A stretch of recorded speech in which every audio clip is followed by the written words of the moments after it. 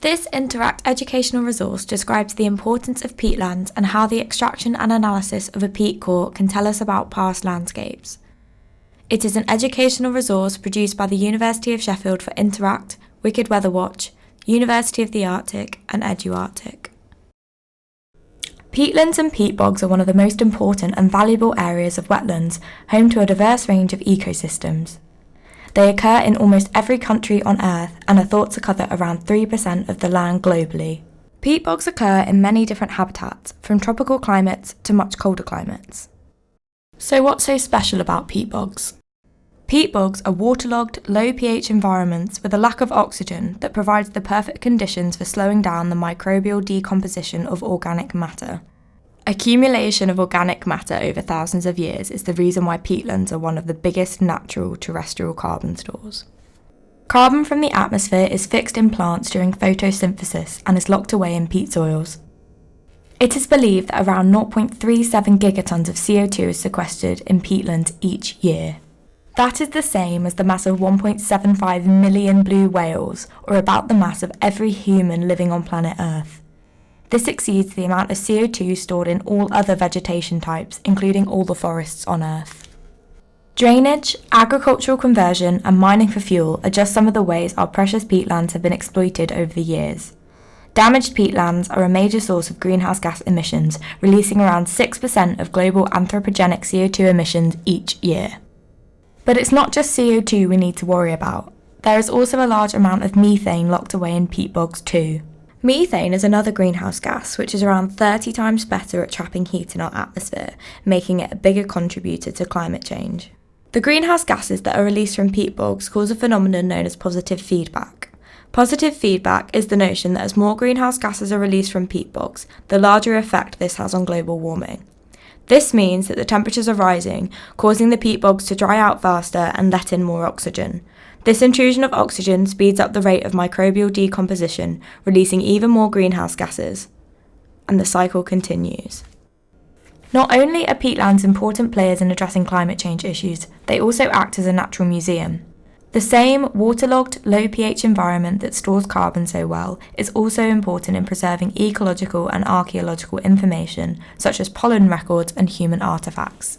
Another important organism in the preservation of matter in peatlands is sphagnum, also known as peat moss. It's important in keeping the peatlands from drying out, as the moss can hold up to 26 times as much water as its dry weight. Its absorptive and acidic nature also means that sphagnum can inhibit the growth of bacteria and fungi. So how do we extract a peat core and gain all this information? We first need to access an area of peatland, which can be a challenging journey.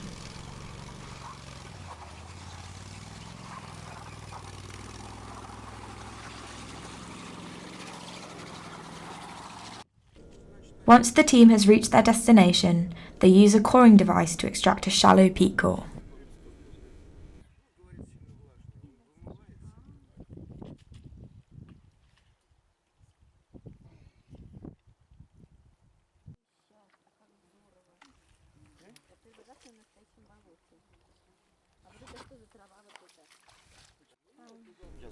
This core contains a lot of water, so it's difficult to see the usual banding and defined layers.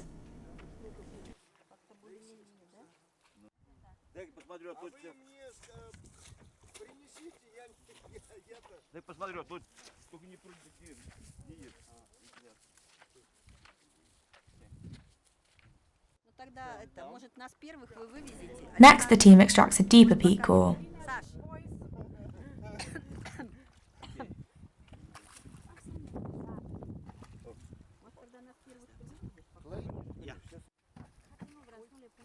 Again, this core is still too wet to see the defined banding, so let's look at an example of a peat core from the Siberian peatlands.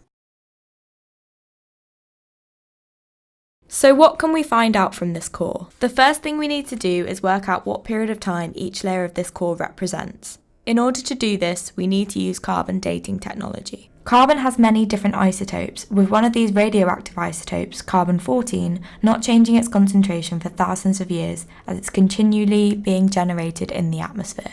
Once a plant dies, it stops taking in carbon, and from this point on, the concentration of carbon-14 will begin to decrease as it radioactively decays.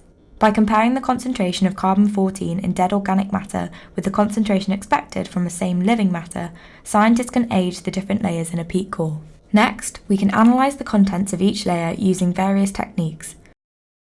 The items that are usually found in peat cores can include macrofossils, preserved organic remains large enough to be visible without a microscope. This can include plant remains and human remains. Microfossils, preserved organic remains only visible with a microscope. This can include pollen grains and volcanic ash. So what can we learn from these remains? Depending on the remains found, scientists can work out what the climate was like during these time periods. By understanding how landscapes responded to climate change in the past, they can begin to predict how climate change will affect future landscapes.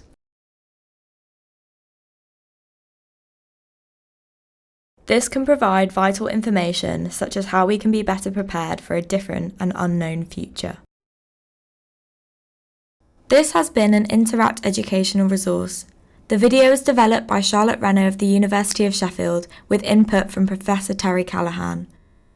This video was created on behalf of Interact, Wicked Weather Watch, the University of the Arctic and EduArctic.